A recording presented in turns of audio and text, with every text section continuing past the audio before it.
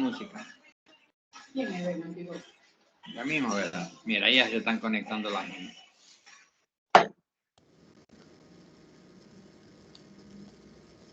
Muy buenas noches. Buenas noches, doctor. Buenas noches, doctor Pacheco. Buenas noches. Doctor. Ahora vamos a hablar un poco sobre las alteraciones urológicas de la diabetes. Vamos a ver que es bastante amplio este campo, pero vamos a ver lo más importante.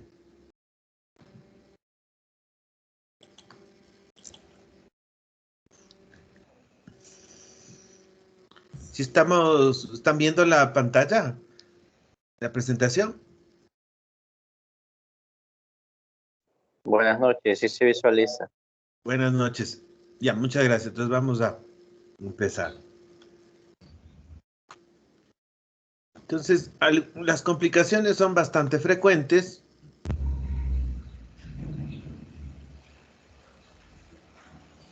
Por favor, apaguen los micrófonos. Muchas gracias.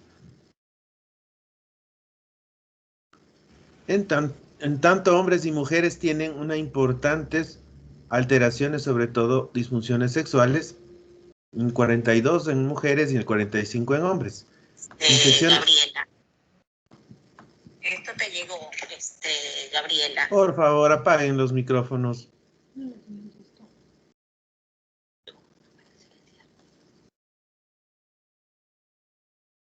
Infecciones del tracto urinario superior en un 22 al 24%, incontinencia urinaria, alteraciones sexuales menores y algunas otras disfunciones a nivel de la vejiga son bastante frecuentes. Entonces, las infecciones urinarias son bastante más frecuentes en las personas que tienen diabetes. ¿Por qué se dan esto? Por la neuropatía autonómica. Y esto hace que haya una mala contracción de la vejiga y eso hace que haya éstasis de la orina durante largos tiempos. Y todo eso relacionado con la glucosuria que tiene el paciente que no está controlado o inclusive que está tomando inhibidores que pueden producir glucosuria. Entonces los inhibidores de los transportes de glucosa a nivel renal, esto nos podría agravar las infecciones de vías urinarias. Las alteraciones microvasculares también va a tener un problema importante en la efectividad del sistema inmune. Entonces, si hay una alteración microvascular, los leucocitos no van a poder migrar de forma adecuada. En las mujeres, si hay una vaginosis recurrente, sobre todo por hongos, hace que sea mucho más frecuente la infección de vías urinarias. La adherencia de las bacterias, especialmente de la Escherichia coli, va a expresar más fimbrias tipo 1 en pacientes que tienen diabetes. La glicosilación alterada de estas uroplaquinas, que son importantes glicoproteínas que están en el endotelio dentro de la vejiga, van a ser alteradas y estas, por ende, van a tener más riesgo de infección, o sea, van a predisponer que haya mucho más infecciones de vías urinarias. Entonces, para la valoración es importante valorar si hay o no síntomas para catalogarle como una bacteriuria sintomática o asintomática. Desde el punto de vista de las asintomáticas no van a necesitar tratamiento si solo o por alguna circunstancia tengan síntomas, la concentración sea muy elevada. En cambio, si tienen síntomas, tenemos que hacer igual el cultivo, ver qué tipo de síntomas tienen y catalogarlas como una cistitis, una pielonefritis que puede tener ya inclusive una urosepsis. Y también pueden estar, si los cultivos son negativos, estar no relacionada a una infección de vías urinarias. Entonces tenemos que tener muy en cuenta que también pueden presentarse infecciones asintomáticas, lo que se conoce como bacteriuria asintomática. Pues como veíamos, los factores de riesgo: diabetes, la defensa comprometida, diabetes en la mujer, por lo que veíamos la alta prevalencia de vaginosis, hay alta prevalencia de bacteriuria asintomática que en cualquier momento puede llevar a una infección de vías urinarias. Mayor tendencia a desarrollar infecciones de vías urinarias sintomáticas recurrentes. Entonces vemos que esas infecciones van a ser muy recurrentes y si usamos indiscriminadamente los antibióticos vamos a terminar con un germen multiresistente. Y alta incidencia de complicaciones severas como las pielonefritis enfisematosas o algunas otras complicaciones que pueden llevar a alteraciones ya graves en el riñón. Los factores asociados, entonces veíamos el sexo femenino mucho más frecuente, la hipertensión, nos habla de que también puede alterar la función inmune, la insulina o el tratamiento con insulina. En algunos estudios han aumentado el riesgo de las personas que usan insulina, tienen más riesgo de infecciones de vías urinarias. El índice de masa corporal, las personas obesas tienen muchos más problemas de vías urinarias y ya si hay una nefropatía de base, también aumenta el riesgo. Entonces vemos acá cómo puede haber los tipos de infecciones y qué gérmenes vamos a encontrar. Entonces, infecciones renales por ascensión desde la vejiga, por reflujo vesicouretral o por la presencia de cálculos. La más importante, como siempre, el Escherichia coli y el Proteus. Perirrenal, riturbios corticomedunales o abscesos renales. Puede ser por una obstrucción en la pelvis renal, por algún cálculo, igual Escherichia coli, Proteus, Staphylococcus aureus. En la vejiga, enfermedades renales crónicas o infecciones renales bajas de Escherichia coli, Proteus millavir, Pseudomonas aeruginosa, Enterococcus. Entonces son una variedad importante. La próstata, podemos tener alteraciones enfisematosas o granulomatosas, unas prostatitis importantes y que se mantienen por la presencia de diálisis o por una enfermedad renal crónica. Podemos tener por Escherichia coli o por estafilococo multiresistente. Infecciones en el escroto por estreptococo del grupo B, testiculares por cándidas. En el cordón espermático, cuando hay orquioepididimitis, especialmente por Klebsiella pneumoniae. Entonces vemos cómo los tratamientos en las personas con diabetes pueden prolongarse si tienen una pielonefritis con una urosepsis. Entonces tendrían que ser tratamientos muy prolongados de 10 a 14 días, inclusive luego usar tratamientos para mantener una orina estéril por las complicaciones que pueden tener o las recurrencias sobre todo. Entonces el manejo sí va a ser mucho más complejo.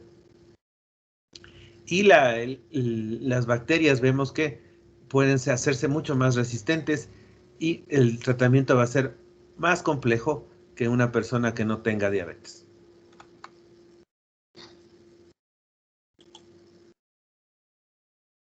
Entonces, las complicaciones, más del 90% de los casos puede llegar a pielonefritis enfisematosas, 67 de episodios con cistitis enfisematosas, abscesos renales y perirrenales, más frecuente en pacientes con diabetes. Un estudio griego encontró que un grupo de los ancianos hospitalizados con pielonefritis, el 30.7% de los pacientes presentaba bacteremia. Entonces, en estos pacientes ancianos con diabetes tenían más riesgo de bacteremia por presentar una pielonefritis. Entonces, las complicaciones pueden ser inclusive mortales si un paciente adulto mayor tiene una bacteremia importante por este tipo de infecciones. La otra complicación, tenemos la disfunción sexual por la diabetes, entonces tanto en hombres como en mujeres. En los hombres vamos a encontrar disminución del líbido, alteraciones en la eyaculación y la disfunción eréctil, que es la más común. En las mujeres igual, disminución del líbido, alteraciones en la erección del clítoris, dolor durante las relaciones sexuales. Entonces esto va a ser un factor importante de riesgo a algunas alteraciones que produjeron la diabetes, sobre todo la polineuropatía diabética y las alteraciones vasculares. Los factores de riesgo para esta disfunción sexual: la avanzada edad, alteraciones vasculares y neurogénicas que produjeron la diabetes, medicación, algunos medicamentos sobre todo que se utilizan para la presión o algunos medicamentos para el dolor también pueden dar este tipo de alteraciones. Las historias obstétricas en las mujeres, mientras más hijos tengan, más problemas van a tener. Alteraciones como cáncer, enfermedades cardiovasculares.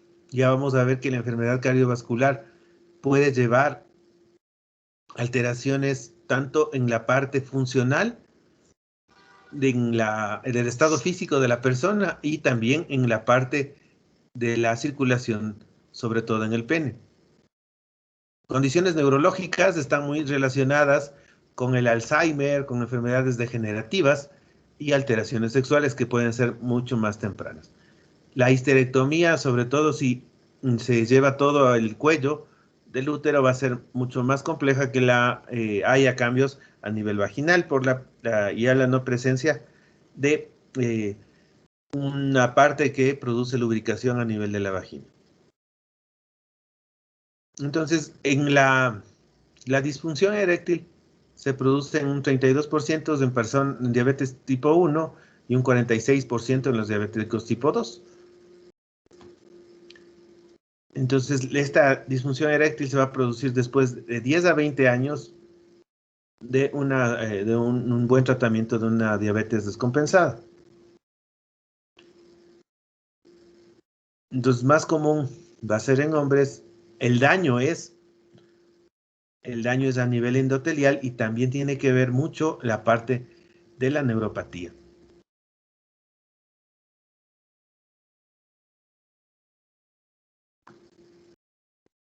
Entonces, está muy relacionada con los niveles del control de la hemoglobina glicosilada. Entonces, leve con niveles de hemoglobina glicosilada menos de 8, moderada con niveles más de 8, y severa vemos que es la que más porcentaje tiene y que los niveles de glicosilada están mucho más altos, sobre todo más de 11. Entonces, esto es un importante factor de riesgo cardiovascular. Lo que está pasando a nivel de la circulación del pene puede estar pasando indísticamente a nivel de las coronarias. Entonces, nos está hablando de un predictor temprano de una alteración cardiovascular.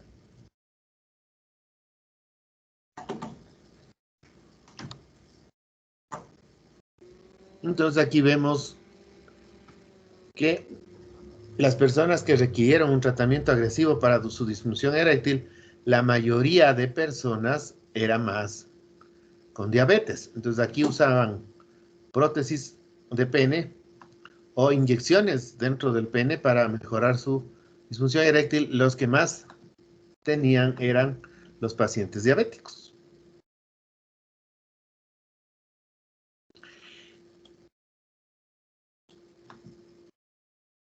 Entonces, un marcador importante de que la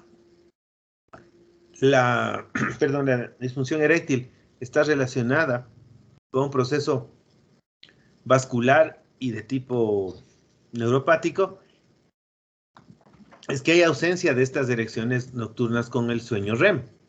Entonces, si no hay este tipo de erecciones nocturnas con el sueño REM, nos hablaría de que el problema es de tipo vascular o de tipo nervioso. Si hubieran estas erecciones, probablemente estén relacionadas con otras circunstancias, como problemas psicológicos o sobre todo depresión, que estén relacionados con la disfunción eréctil. Entonces, si tenemos una alteración en la erección durante el sueño, nos habla de que el daño es de tipo vascular y probablemente sea irreversible. Entonces aquí le ven los valores de tumescencia que tienen durante el sueño REM. Tienen que tener unos valores importantes de tumescencia.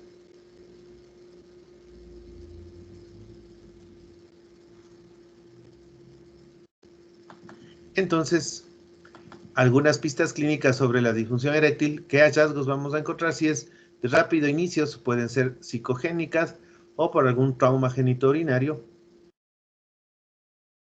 o después de una prostatectomía radical.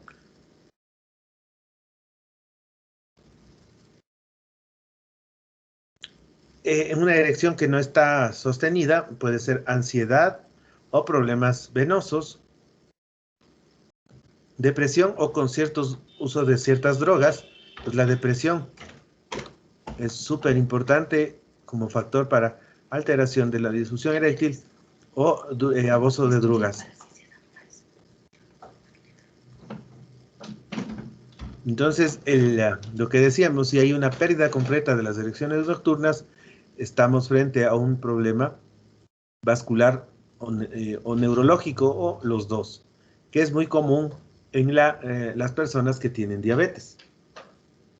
Obviamente que las otras causas están muy relacionadas con problemas neurológicos.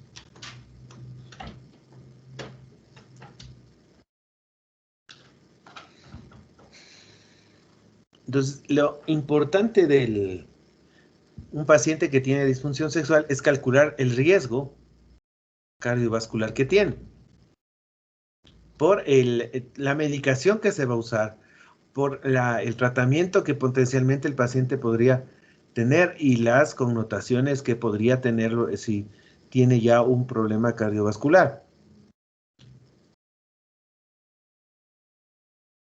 Entonces tenemos que valorar algunas circunstancias. Entonces, si es asintomático, menos de 3 factores de riesgo para enfermedad cardiovascular, excluyendo la parte de la disfunción eréctil.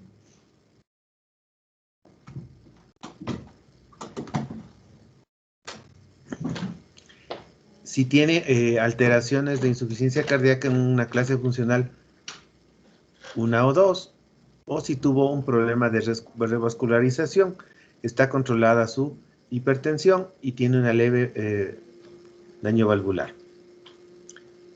Tendría un riesgo bajo. Un riesgo intermedio tendría si tiene más de 3 factores cardiovasculares, excluyendo la parte sexual, una leve o moderada angina estable, si ha tenido infarto agudo de miocardio entre las 6 y las 8 semanas, una clase funcional de una insuficiencia cardíaca 3 y secuelas no cardíacas de arteriosclerosis, enfermedad periférica o enfermedad cardiovascular. Entonces ahí tendría un riesgo intermedio y un alto riesgo cardiovascular si tiene alto riesgo de arritmias, una angina inestable o refractaria, un infarto agudo de miocardio menos de 2 semanas, una clase funcional de la NIJA de 4, una cardiopatía hipertrófica o una cardiomiopatía, una presión no controlada, una moderada severa daño valvular. Entonces, estos serían considerados como de alto riesgo. ¿Por qué es importante clasificarles? Porque dependiendo de estos vamos a tener problemas importantes con el uso de sobre todo los inhibidores de la fosfodiesterasa para el uso de para la disfunción eréctil. Entonces es importante valorar qué riesgo tiene. Y aparte, también la parte del ejercicio aeróbico es importante valorar. Entonces acá tenemos la estimación del riesgo de la actividad sexual, recomendaciones del consenso de Princeton. Entonces los de bajo riesgo, se podría hacer un test de ejercicio, podría ser opcional. Los de riesgo intermedio tendrían que hacerse. Y si tiene bajo riesgo ya en el test de ejercicio, podría ser recibir el tratamiento con los inhibidores de la 5-fosfodiesterasa. En cambio, si ya tienen alteraciones de alto riesgo, ya tiene que ser valorado por el cardiólogo. Y probablemente no puedan usar este tipo de fármacos.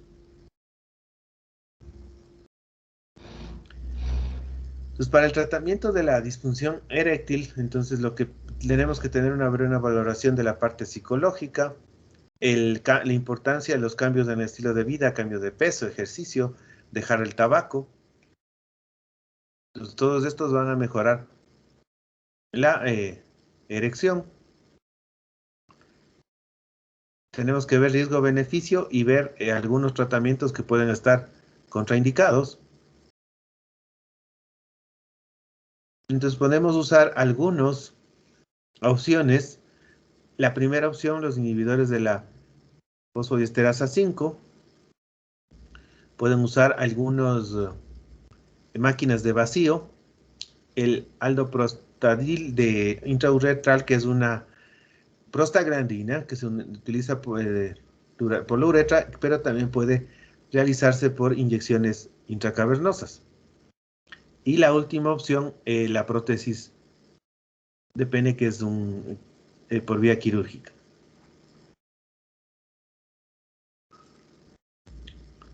Entonces hay que tener en cuenta la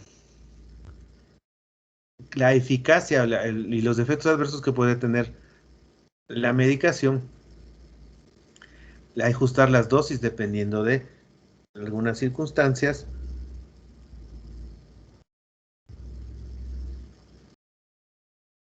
Entonces igual tienen que ser valorados con también la parte psicológica y ver si alguna de estas circunstancias no valió, ir a alguna otra terapia alternativa.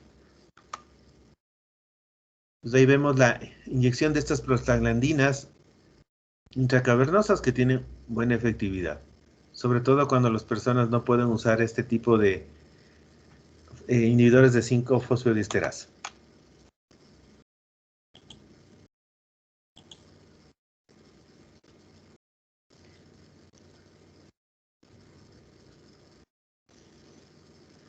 Entonces, los inhibidores de la fosfodiesterasa 5 se utilizan por su eficacia, facilidad de uso y perfil favorable de efectos adversos. Relativamente son pocos. El sildenafilo, el vardefanilo, el tadefenilo son una opción. Eficaces, pero el tadefenilo tiene una duración de acción más prolongada y el avefenilo tiene un inicio más rápido.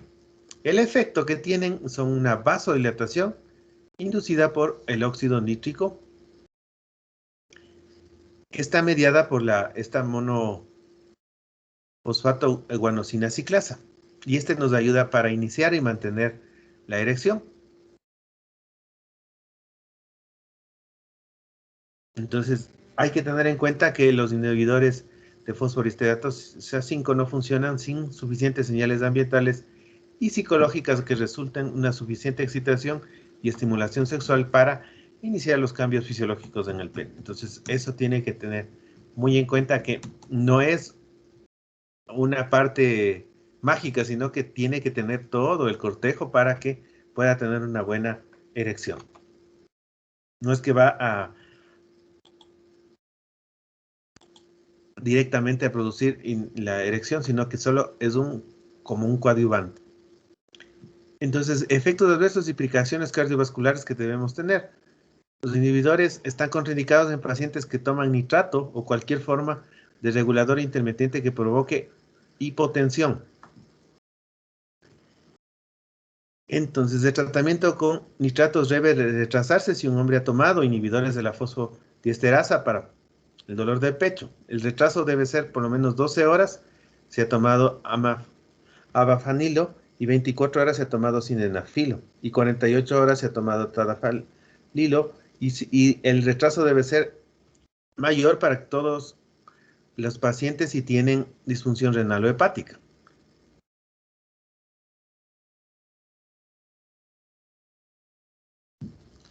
Se ha descrito infarto y muerte súbita con y después de las relaciones sexuales, tanto en hombres que han tomado inhibidores, en los que no han tomado los inhibidores. Entonces, por lo tanto, la relación puede ser incierta. Entonces, si tienen un alto riesgo cardiovascular, puede tener este tipo de alteraciones. Entonces, en pacientes con hipertensión pulmonar se usan unas dosis bastante altas y también pueden usarse con otros agentes estimulantes de la granulata ciclasa sin muchas alteraciones cuando el paciente tiene hipertensión pulmonar. Pero en el caso de la disfunción eréctil ya es diferente. Parece que el riesgo cardiovascular de la persona que tiene disfunción eréctil es bastante mucho más grande que inclusive que la persona que toma por hipertensión pulmonar. Ahora vamos a hablar de la disfunción de la vejiga en los pacientes con diabetes. Esta es una disfunción progresiva que tienen una variedad de alteraciones clínicas y que van de síntomas que van desde una vejiga hiperactiva hasta el deterioro de la contractilidad del detrusor o la reflexia de la vejiga, con unas connotaciones importantes que nos pueden dar reflujo vesículo-ureteral y una disfunción del tracto urinario superior. Entonces, dejando importante facilidad o dejando abierta la posibilidad de una pielonefritis y vía una infección. Entonces, los cambios en el detrusor se da por las múltiples alteraciones de la diabetes. Se dan deterioros neuronales y disfunción uroterial. Hay una miopatía inducida por la diuresis osmótica, la poliuria. Este músculo del detrusor se ve dañado por el estrés oxidativo y el daño microvascular. Entonces, son los que llevan a este daño en la vejiga. Entonces, más del 50% de hombres y mujeres con diabetes sufren diferentes grados de alteraciones en la vejiga, inclusive llegar a una cistopatía. Puede haber diferentes grados o combinaciones. Entonces puede haber disminución de la sensación o pobre contractilidad. Y el resultado es el incremento del residuo de la orina que predispone a infecciones, a cálculos y al daño renal.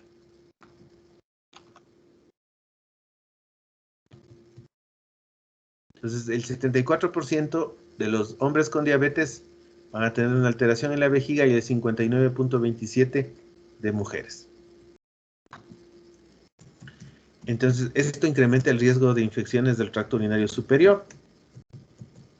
El 40 al 80% tiene una urgencia miccional y el 80% hay una incontinencia. El 39 al 61% hay una vejiga hipersensible, que es una de las causas más comunes de la diabetes.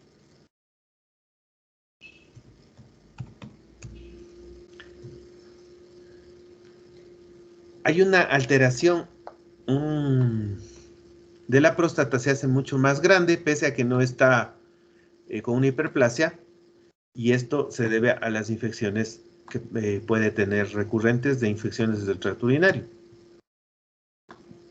Entonces, esto se puede deber a las alteraciones de la vejiga y lo que veíamos en los otros, un aumento de la actividad simpática y por el daño vascular.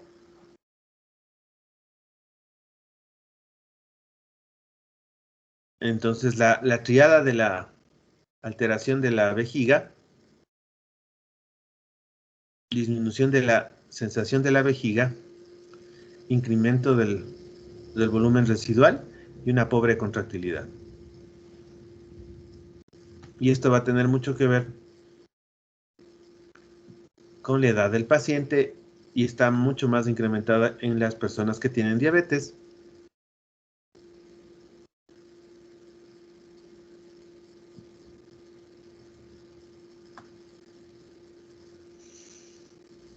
Entonces, el tratamiento van a tener, dependiendo del grado de de alteración. Si tenemos solo una vejiga hiperactiva, entonces los anticolinérgicos van a ser importantes y con una concomitante reducción de peso, cambio de la dieta. Los ejercicios pélvicos nos van a ayudar bastante en esta etapa. Si hay una vejiga hipotónica, los ejercicios de credeo, o también lo que se conoce como valsalva, y apretar la pelvis para vaciar la vejiga nos van a ayudar bastante.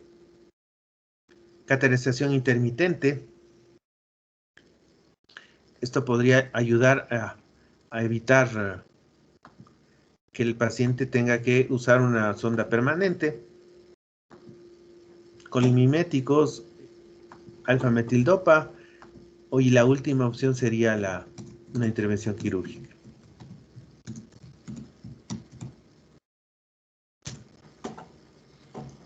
Entonces, lo que tendríamos que ver, dependiendo también de qué fármacos pueden alterar la actividad del detrusor, sobre todo agentes anticolinérgicos, antidepresivos tricíclicos, agonistas de canales de calcio, o agentes que aumentan el tono del esfínter urotral. Entonces tenemos que ver qué fármacos está usando el paciente. Entonces el tratamiento consiste en un estricto programa de micción voluntaria y ayudándonos con la maniobra de Credé para sacar el residuo miccional. Y los casos más avanzados, el cateterismo. La maniobra de Credé, utilizando los músculos abdominales y el diafragma para lograr el vaciamiento vesical. Esto se utiliza en vejigas flácidas o con una contracción vesical que no logra el vaciamiento completo de la vejiga. Entonces vemos que los ejercicios que puede hacer para que exista un vaciamiento completo de la vejiga. De la hiperplasia prostática benigna es mucho más frecuente en los pacientes con diabetes, relacionada con la cistopatía diabética, el daño vascular, la hipoxia, y estos pueden alterar la proliferación celular de la próstata. Los factores de crecimiento que son similares a la insulina son producidos por la hiperinsulinemia. Factores, proteínas de unión de factor de crecimiento contribuyen a que la próstata sea mucho más rápido el crecimiento. Y la disminución de la inmunidad, que le conocen como en algunos lugares como inmunodeficiencia diabética, puede ser el responsable de aumento de las infecciones bacterianas, sobre todo en el recto. Por eso en pacientes que tienen diabetes y necesitan hacerse una biopsia de próstata por vía rectal, hay que tener mucho cuidado porque puede haber una diseminación hematógena importante de bacterias que provienen del recto. Entonces tendrían que tomar las condiciones adecuadas o controlar bien la glucemia para que el paciente pueda realizarse este tipo de biopsias.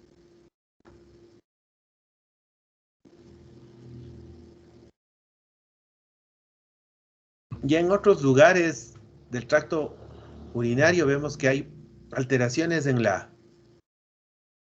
el eje hipotálamo hipófisis suprarrenales derivados de la neuropatía parasimpática, y entonces esto conduce a que una falta de retroalimentación negativa de los glucocorticoides, y lo que lleva a un hipercortisolismo o una hipertrofia adrenocortical.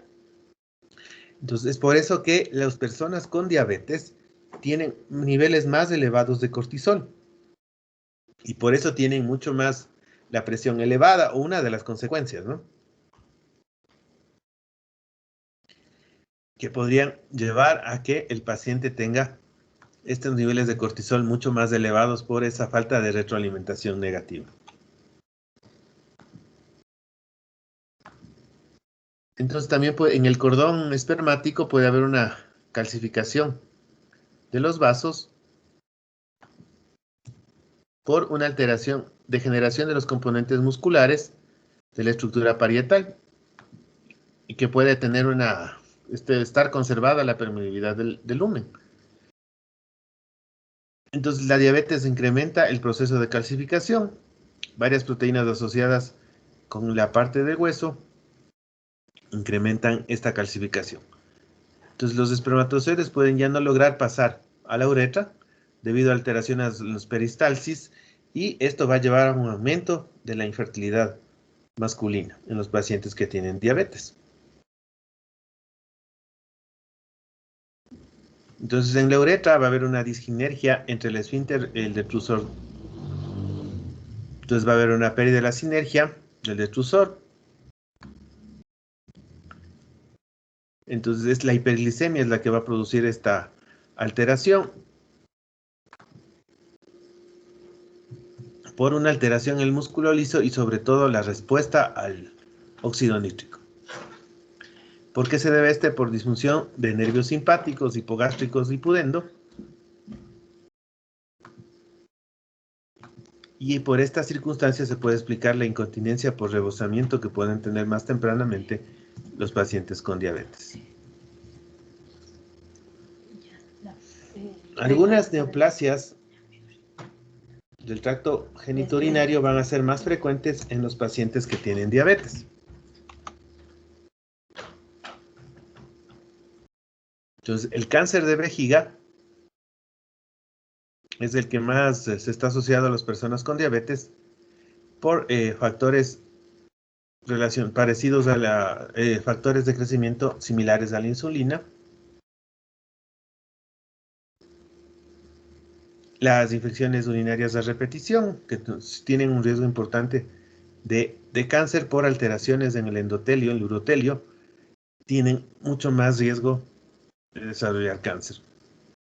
Las tiazolidodidinionas se han asociado con un aumento de cáncer de vejiga, aunque los estudios no son concluyentes, pero en algunos estudios nos alertan sobre el riesgo de cáncer de vejiga. El carcinoma de células renales puede atribuirse a la hiperinsulinemia y productos proinsulina, como el IGF-1, que pueden convertirse en una hipertrofia renal, un crecimiento elevado y con otros factores de crecimientos epidérmicos y aumento de los niveles de estrógenos endógenos en los pacientes diabéticos obesos.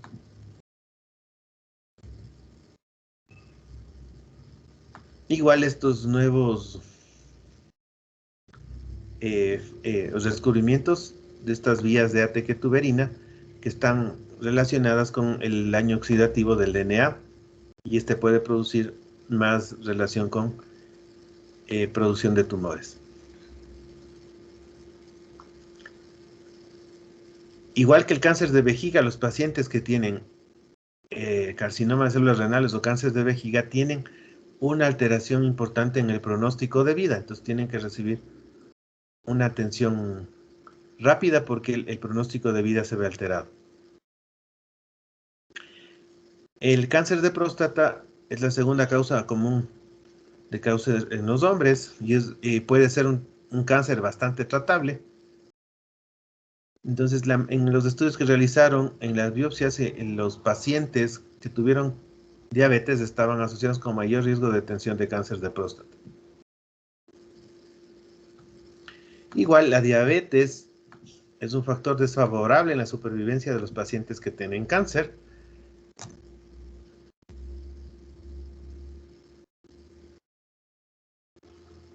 Ahora, no sé, los mecanismos biológicos exactos no se sabe, no son un poco ambiguos en algunos estudios para ver por qué estos pacientes tienen peor sobrevida que los pacientes que no tienen diabetes.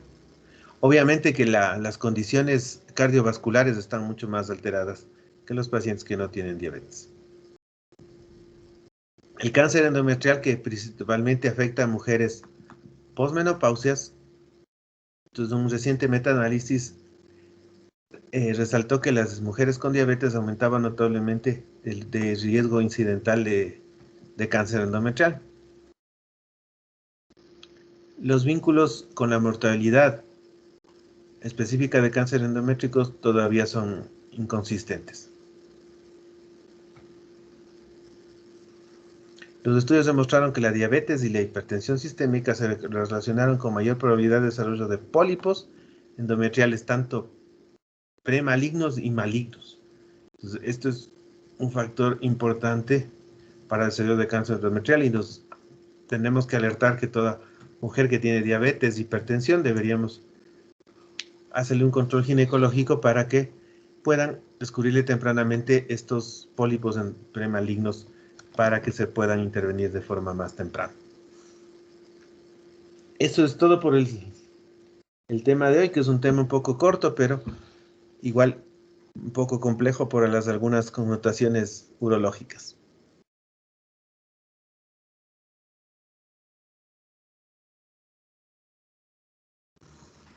No sé si alguna duda, comentario sobre este tema.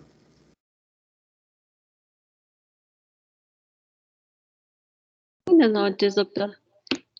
Por favor, Buenas noches. ¿nos podría ayudar con la bibliografía, por favor?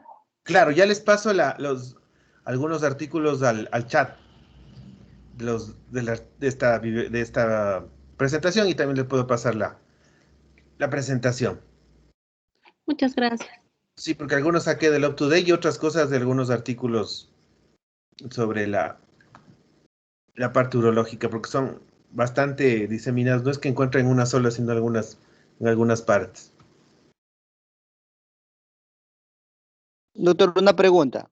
Díganme.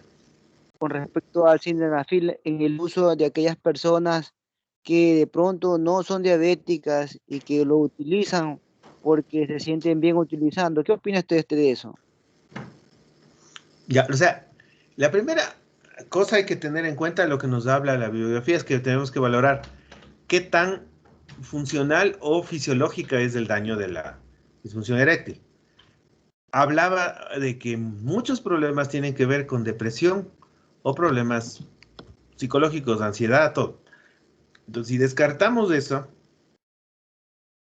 y el paciente ya tiene una alteración vascular, los pacientes el sildenafil les va a ayudar bastantísimo. Claro, por el efecto vasodilatador. Entonces, doctor, una vez un especialista en medicina interna decía que si esa persona que utilizaba el sildenafil y tenía resultados positivos, él mencionaba que esa persona ya tenía un grado de disfunción. Exactamente, porque ya tuvo alteración en los vasos y el sildenafil vino a ayudar a esos vasos que estaban dañados, alterados. Entonces, probablemente se confirma la idea de que hubo una alteración vascular, que el sildenafil está mejorando el problema vascular. Ahora, ese problema vascular es equiparable a un problema vascular a nivel del miocardio. Entonces, ese paciente sí tendría que ser valorado por el cardiólogo y de alguna manera ver qué tan alterado podría estar la circulación coronaria. Entonces, sí debe ir de la mano esas dos valoraciones. Otros factores que pueden tener por infecciones de transmisión sexual, otras alteraciones que pueden haber alterado la circulación, podrían estar también, no exclusivamente la parte de arteriosclerosis o alteración vascular, podrían ser exclusivas del daño que le produjo una disfunción eréctil. Entonces son muchas las variables que toca ver en este tipo de disfunción eréctil. Por eso hay que hacer algunas pruebas que por nuestro país todavía no tenemos tan fácilmente.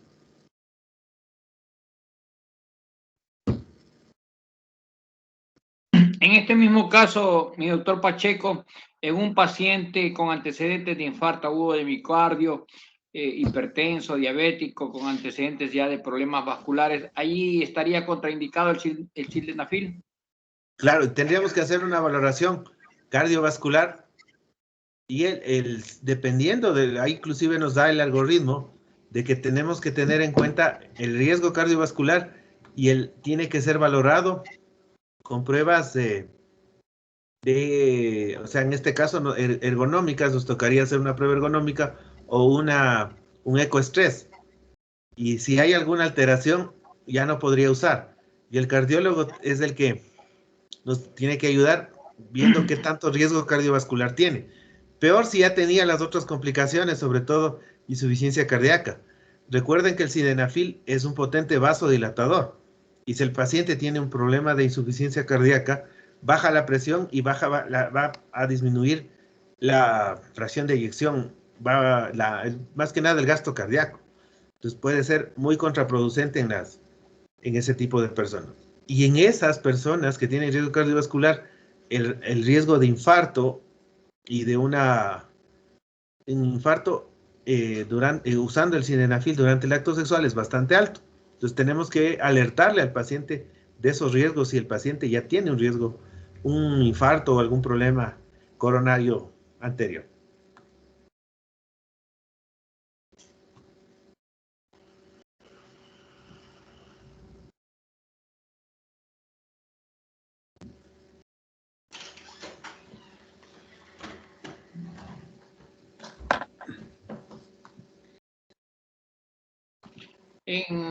Otro de los problemas que usted mencionó es la vejiga hiperactiva. Ahí utilizaríamos anticolinérgicos. Si tiene usted alguna experiencia en este tipo de pacientes. Los pacientes, o sea, recientemente tuvimos un paciente que tenía alteraciones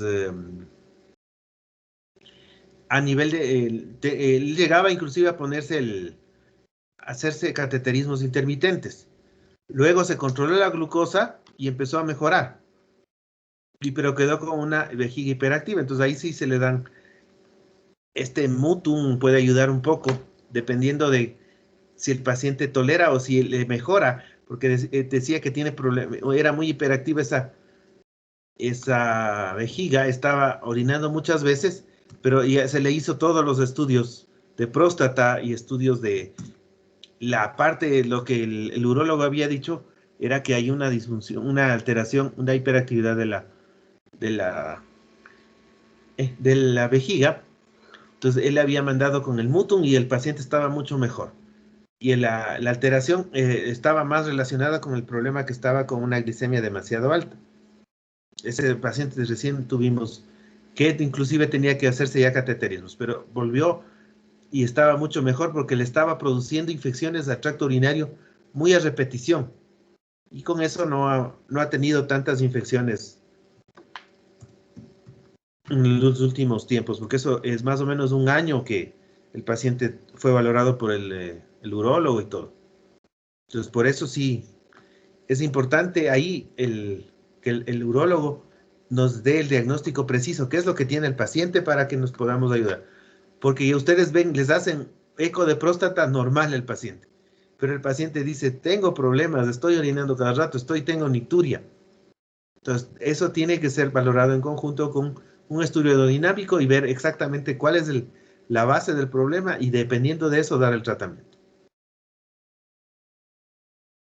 Y si tenemos el otro caso que usted mencionaba, la hipertrofia prostática, un grado 2, pongamos, igual allí disminuimos todos los factores de riesgo, glucosas altas, hipertensión, etcétera, y nos ayudamos de algún fármaco tipo Nafsulón, tipo Sapalmeto. Claro, ahí sí ayudaría. Por la hiperplasia prostática, la tansulosina le ayudaría bastante. Ahí porque ya tiene hiperplasia prostática, es ya otra connotación. Y ese paciente probablemente la hiperplasia crezca y ya necesite cirugía, porque ya no va, como la vejiga no se vacía de buena manera, entonces ese paciente no va a ser tan efectivo luego con el tiempo la tansulosina, entonces pueda que necesite cirugía más rápido.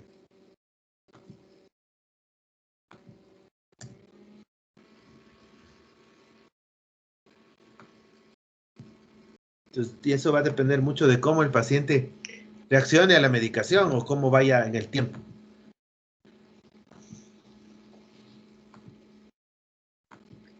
Buenas noches, doctor. Buenas Un paciente noches. diabético que solamente utiliza insulina, ¿con qué frecuencia debe utilizar el sildenafil? A ver, el paciente solo utiliza insulina, pero no tiene una... Sí, sí le escuché. Ahora la idea es que... Un paciente es solamente diabético y utiliza solamente insulina. Solamente insulina. No tiene daño cardiovascular, no es hipertenso, no tiene otras patologías. Paciente de 50 años de edad. Entonces ese paciente, si no tiene ninguna patología cardíaca, podría usar tranquilamente el sildenafil sin ninguna riesgo de infartos o de arritmias, pero en ese paciente sí sería importante buscarle si hay alguna otra causa subyacente de su disfunción eréctil. Si ya se descartan, entonces ahí tranquilamente podría usar. No habría contraindicación. ¿Con qué frecuencia podría utilizar? O sea, la idea de la frecuencia, no hay un límite de frecuencia. No le pone que el sildenafil. Y la comparación que hacían, ya les digo, con la dosis que usaba un paciente que tiene hipertensión pulmonar y un paciente diabético, comparaban la dosis del paciente que utiliza para hipertensión pulmonar. Es altísima, la dosis es cada 8 horas y una dosis alta de sildenafil. Comparada con la dosis que utilizan para las relaciones sexuales, puede usar a diario tranquilamente. Inclusive, no creo que el paciente tenga la capacidad aeróbica para tener muchas más relaciones sexuales al día. Entonces, por eso en esa comparación le ponen ahí la cantidad que se usaba.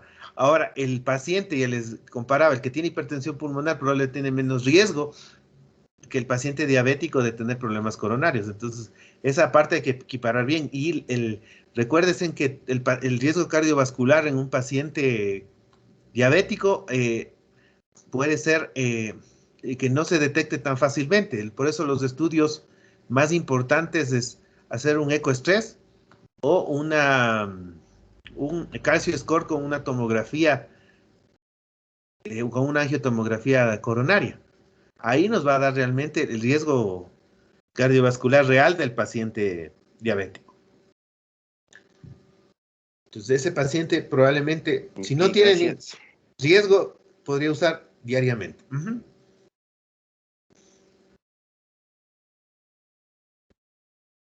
¿Alguna otra duda, pregunta? Doctor, buenas noches. Buenas noches. Yo tengo una pequeña inquietud. Como usted comprenderá que los pacientes diabéticos, muchos de ellos tienen hipercolesterolemia, ¿no? Ajá. Y placas de ateromas. Ateroma. La mayoría de ellos en miembros inferiores. ¿Ya?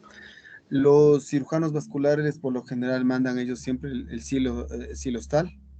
Silostazol. Ajá. Unas 100 miligramos una vez al día o 50 miligramos cada 12 horas, según el perfil renal o el perfil hepático. Ya. Conjuntamente con el Plavix del Clopidogrel. La pregunta de todos los pacientes a veces diabéticos es, ¿ellos pueden usar, bueno, al tener una relación sexual, obviamente, el silostazol es un agente antiagregante plaquetario y es vasodilatador periférico. Más el Plavix, que también es un antiagregante plaquetario. ¿Se corre algún peligro en caso de que tengan que tomar ellos Clopidogrel? Que tengan que tomar la pastilla de Pfizer, la sildenafil de gramo. ¿Sí? O sea, no le pone el riesgo ese un riesgo de sangrados de esa parte. Lo que le pone el riesgo es más la alteración a nivel de las coronarias y la alteración de la hipotensión. Que puede interaccionar con otro tipo de fármacos, sí, cuando hay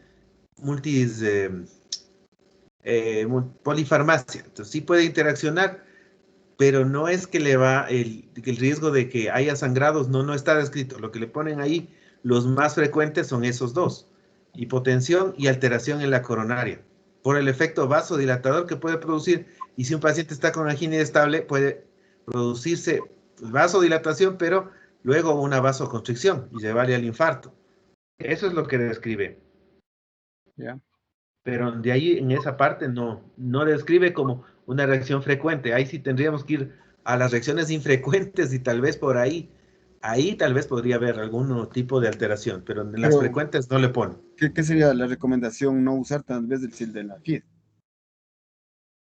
Yo no le veo de por qué no usar, porque el paciente que tiene, si tiene un pie diabético, O sea, estamos hablando de una enfermedad arterial periférica, podría tener la alteración también a nivel cardíaco. Claro. Y aparte de eso, esos pacientes son fumadores. Si tienen enfermedad arterial periférica, son fumadores pesados. Entonces, de ley, probablemente sí tiene una alteración cardiovascular y lo que sí, no le vemos tan fácilmente y por eso les decía, en esos pacientes sí sería mandatorio hacer un estudio de cardiológico importante con un ecoestrés y con el calcio score para valorar el verdadero riesgo cardiovascular de ese paciente. Sí, porque prácticamente el xilostal es un vasodilatador periférico también. Claro, pero es que el problema a nivel de los cuerpos cavernosos del pene, el único que sirve es este sildenafil, Así es. porque tiene un efecto directo en la guanilata ciclasa, y esa es la que, esa vasodilatación es la específica a los cuerpos, exactamente. Así es. Exactamente. Entonces, el efecto que tiene en otros lugares es diferente, pero en los cuerpos cavernosos tiene un efecto bastante importante vasodilatador. Ajá. Entonces, eso es importante valorar el riesgo Entonces, tiene que cardiovascular. primeramente hacer una valoración cardiológica para ver cómo está el paciente Exacto. antes de sugerirle tomar el sildenafil. Exactamente. Y simplemente hasta que tenga la valoración cardiológica que no utilice, sino que siga utilizando el silostazol. Ujú. Sería una opción. Y lo importante de ver en los pacientes que tienen igual complicaciones, ver la parte psicológica. Recuerden que la depresión, ansiedad, está muy conectada también. Podríamos estar nosotros, nos esté faltando esa parte y sea uno de los factores importantes en la disfunción eréctil. Otra pregunta, doctor. Y en el caso de las mujeres diabéticas, cuando bajan la disfunción, pues tienen esos problemas, ¿qué medicamentos utilizarían en las mujeres diabéticas? Ahí sí se vuelve más complejo, porque ahí la mayoría de problemas tiene que ver con alteraciones de resequedad vaginal, de infecciones a repetición por hongos, y ahí se pone más compleja si usamos, por ejemplo, estrógenos, y tiene algún problema a nivel de cuello uterino o a nivel de endometrio, predisponemos más al cáncer. Ahí sí tendrían que tener muy en cuenta, lo más importante ahí es la lubricación. Obviamente que hay otras circunstancias, sobre todo a nivel del sistema nervioso, o sea, la neuropatía periférica que puede llevar alteraciones a nivel de clítoris, de toda la parte que es muy sensible en el acto sexual. Entonces sí se vuelve mucho más compleja. Y la mayoría de cosas están en los hombres, y en las mujeres hay muy pocas cosas que se puedan usar y muy pocos estudios también. Entonces ahí sí ya tiene que ver el ginecólogo qué otros problemas de base tiene y si puede usar o no estrógenos, o le van a ayudar los estrógenos a tener mejor lubricación y mejora la epitelización de la vagina. Entonces todo eso tiene que ver. Entonces sí es mucho más complejo.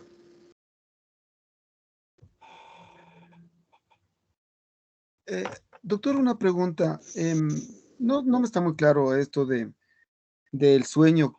El sueño en las diapositivas que usted son al principio del sueño. Algo, sí. ¿Ya? Entonces la idea, verán, el sueño, en el sueño REM, significa que hay movimientos oculares rápidos. El sueño no REM es del que es mucho más profundo y no tenemos movimientos oculares.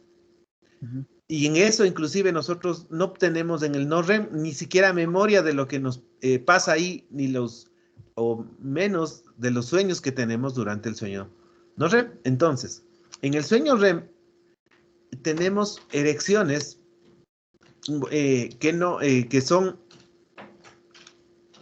que llegan a un nivel de tumescencia en el pene de 20 milímetros. Entonces, este nivel de tumescencia nos habla de que durante el sueño REM, con los estímulos basales del sueño, se está produciendo una erección, porque está funcionando bien nuestro sistema vascular y nervioso. Esa es la idea en que valoraron como un factor importante de que ahí está funcionando tanto en la parte vascular y nerviosa del pene, está funcionando bien. Si no tenemos esto durante el sueño REM, significa que ya no está funcionando bien la parte vascular ni nerviosa. Pero, bueno, ese es un estudio, ¿no? Pero para valorarle a un paciente... Es más complejo. Es más complejo. O mucho más complejo. Ahí sí, en estudios de sueño, es muy difícil. En nuestro país no se hacen todos los estudios. Pero también es difícil, doctor, preguntarle, por ejemplo, a mi paciente, decirle, exactamente. Si acaso en el sueño, o sea, en el sueño donde que usted no se siente tan profundamente dormido, ¿tiene el pene o se le contrae o se le dilata? Pero sí, en el despertar, sí, pues. No, el despertar sí, eso es obvio, pero el ritmo circadiano. En el despertar sí puede preguntarle y decirle, en la mañana, o cuando está dormido, alguna vez ha tenido erecciones, o ha ido perdiendo ese tipo de erecciones. Entonces, esa es una parte súper importante para valorar la parte vascular. Claro, o sea, en la mañana el ritmo circadiano hace que empiece lívido y todo. Entonces, la pregunta sería si el paciente en las mañanas tiene erecciones al rato que se despierta o el pene se pone erecto. Exacto. Para que sea más entendible para los pacientes, ¿no? Exactamente. O sea, ahí tenemos que valorar esa parte. Porque indirectamente nos diría eso. Ahora, en los pacientes que tienen alteraciones de testosterona o alteraciones ya hormonales mucho más grandes, ahí la cosa cambia. Entonces, ellos no tienen líbido, no tienen erecciones, entonces ya es mucho más amplio el problema. Claro. Ajá. Me decía problemas de testosterona, falta de testosterona. Claro, por problemas de testosterona. Porque el sobrepeso también afecta a la testosterona. Correcto. Y eso le iba a hablar. Exactamente. O sea, por eso las personas que tienen obesidad tienen alteración de la testosterona, inclusive niveles más altos de estrógenos. Claro. Entonces, ahí van muchas cosas concatenadas. Ahora, otros pacientes que tienen diabetes, que a veces no encuentran una causa explicable y tienen, por ejemplo, hemacromatosis y tienen alteración de la testosterona y llevaron a la diabetes. O hay otros problemas de base hormonal que tienen hipotestosterona, baja de testosterona y llevaron a la diabetes. Entonces, eso hay que tener en cuenta. Ya, claro, sí. En esos pacientes, doctora, más de bajar de peso, control de la glucosa, esos productos naturales a base de testosterona, ¿qué tal son? Ojo que cuando vamos a poner testosterona tenemos que ver que hay abajo, igual que como para poner la hormona tiroides. B12. Si nosotros le ponemos en exceso, predisponemos a otros tipos de cáncer si ponemos exceso de testosterona a las personas. Y otras alteraciones óseas. Entonces, no es tan fácil colocar así nomás la testosterona a los pacientes. Y aparte que es costosa. Ahora, hay muchas formas de que por los alimentos, hay alimentos que son dependientes de carbohidratos que hacen que baje la testosterona. Entonces, la mayoría de las personas que hacen entrenamiento ahora dice, no consuma estos alimentos porque hace que baje su testosterona, especialmente los carbohidratos. Coma más derivados que tengan grasas de calidad y esas grasas de calidad van a subir su testosterona, eso sí. Por ejemplo, es el aguacate, por ejemplo, sería el maní. Las nueces. Correcto. Entonces, eso los entrenadores de gimnasio ya saben, que si una persona quiere hacer músculo y quiere subir su testosterona de forma natural, la dieta es clave. Y hablan de que los carbohidratos, las grasas de mala calidad, bajan los niveles de testosterona. Eso es nuevo, Doc. Bueno, nuevo para mí. De la hormona testosterona, la baja puede provocar diabetes. Claro, sí, o sea, hay algunas enfermedades endócrinas que producen baja testosterona y concomitantemente dan diabetes. Entonces revisen que el metabolismo, si tenemos baja testosterona, el metabolismo también se altera. Empieza a hacerse igual un metabolismo ahorrador y empieza a consumirse menos glucosa. Si revisen, algunas enfermedades pueden producir ese concomitantemente baja de testosterona y diabetes. Una de esas, la hemacromatosis.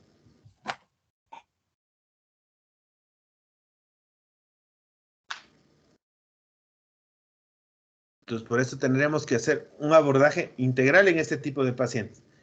Y generalmente uno termina refiriéndoles al urólogo o haciendo un trabajo en equipo con el urólogo con este tipo de pacientes. Sobre todo si los pacientes son más jóvenes, les interesa bastante mantener su vida sexual. Esos son los que más, y a veces no se les pregunta sobre esto, y si es siempre ustedes que les pregunten, ellos van a estar muy un poco avergonzados y todo, pero sí les interesa bastante mantener su vida sexual activa. Doctor, una pregunta. ¿Cómo se puede mandar a pedir un examen? ¿Se mide solamente el nivel de testosterona? Ajá. Así se pide en el laboratorio, por favor, un nivel Claro. de testosterona. Claro, se pide testosterona así cuando hay alteraciones, como por ejemplo, hasta en las mujeres piden niveles de, por ejemplo, en el ovario poliquístico ven valores de hormonas sexuales femeninas y testosterona. Pues igual se puede pedir en varones. Uh-huh. Doctor, una pregunta. Diga. ¿La eyaculación precoz tiene relación con la diabetes? También es parte de un problema de la parte neuropática, también puede estar relacionada, y está la eyaculación precoz también puede estar relacionada con las infecciones a repetición, con estos problemas a nivel de pene, balanopostitis, balanitis que pueden producirse, y estas sí pueden conllevar a tener una eyaculación precoz. El otro lado vuelta es la eyaculación retrógrada, que la eyaculación no sea normal en cantidad y se regrese a la vejiga, y esa va a producir una irritación y algunas otras alteraciones en la vejiga, a más de las que ya tiene el paciente con diabetes. Si tienen algunas alteraciones de la eyaculación, pueden estar relacionados con problemas neuropáticos. Y como la diabetes produce una neuropatía, nos puede llevar también a este tipo de alteraciones. Ojo que igual que la disfunción eréctil y eyaculación precoz también está relacionada con problemas psicológicos. O sea, hay que buscar por todas las aristas ahí el problema.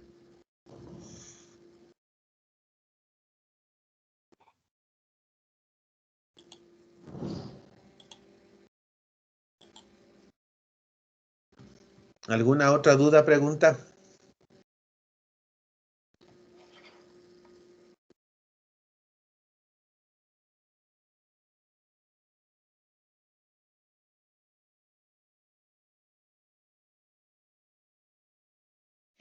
En la eyaculación precoz, mi doctor Pacheco, ¿sería de manejarlo con un antidepresivo tipo fluoxetina, siendo esa la principal causa? ¿O se lo manejaría también con medicamentos de primera línea, como nos enseñó el doctor Ortega en las neuropatías diabéticas? Es que viendo la causa, exactamente buscando la causa. Si es un problema, como usted decía, depresivo, fluoxetina. Ahora, el mecanismo, si hubiera inflamación, tendremos que tratar de verle el proceso inflamatorio infeccioso que esté presente, tratar ese también para que disminuya la posibilidad de que tenga este tipo de alteraciones. sea, es en conjunto el problema y viendo exactamente cuál es la causa del problema.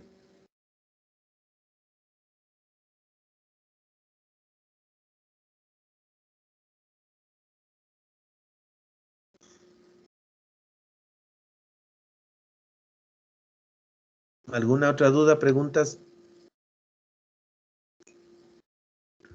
Una pregunta, ¿qué tan efectivos son las maniobras de Valsalva o de Credré para la disfunción de vejiga o la disfunción vesical?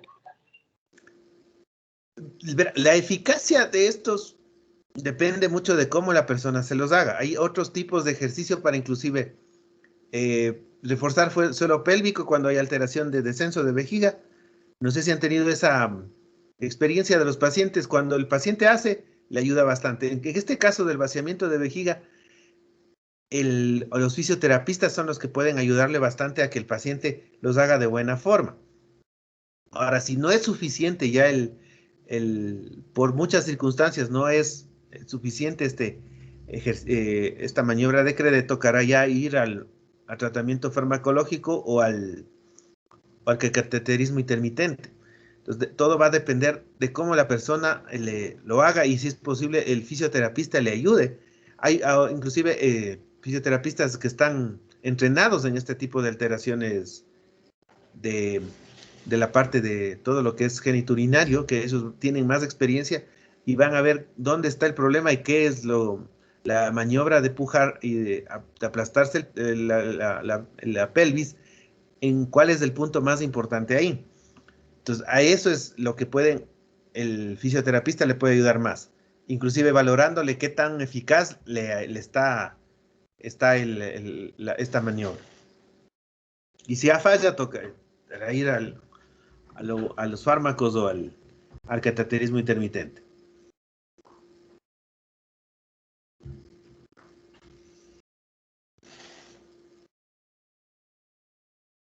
¿Alguna otra duda, preguntas?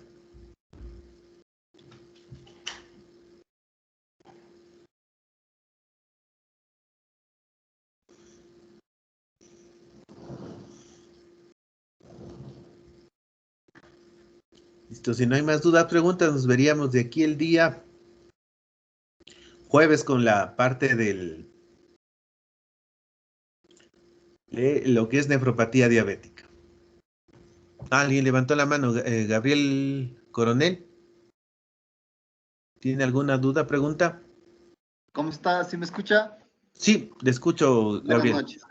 Buenas noches. ¿Qué sabe usted sobre el uso de tramadol para este tema de la eyaculación precoz y qué tan eficaz es en el caso de que sí funcione?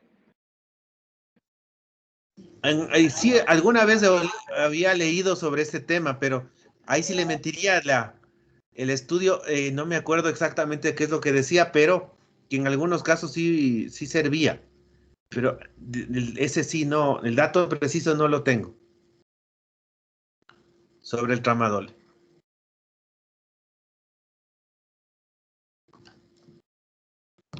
En las guías, gracias, doctor. Sí, en las guías no le he encontrado al tramadol, pero en algunos estaban que es nuevo este tipo de tratamiento, pero en las guías no está. Sí, justamente yo también eso, hoy día lo escuché, entonces no lo he averiguado nada, pero como estaban tocando el tema, entonces le quería consultar a ver si no había que se sepa algo de eso. Ajá. Gracias, doctor. Listo.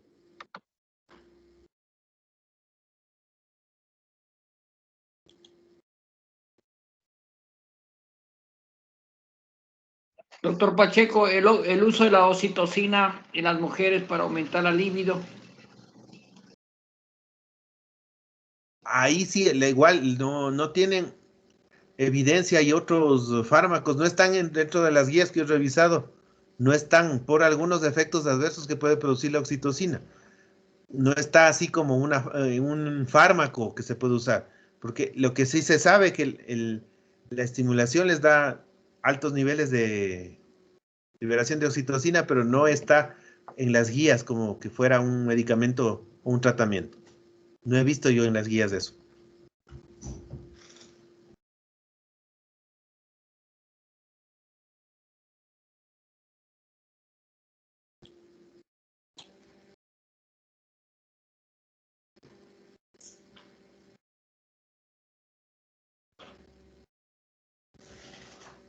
¿Alguna otra duda, preguntas?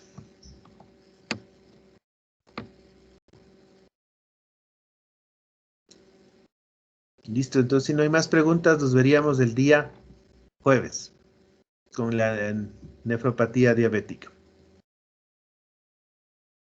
Gracias, doctor. Hasta luego. Listo, hasta luego. Mañana. Gracias, hasta luego. Hasta luego. Doctor. Hasta luego. Gracias, doctor.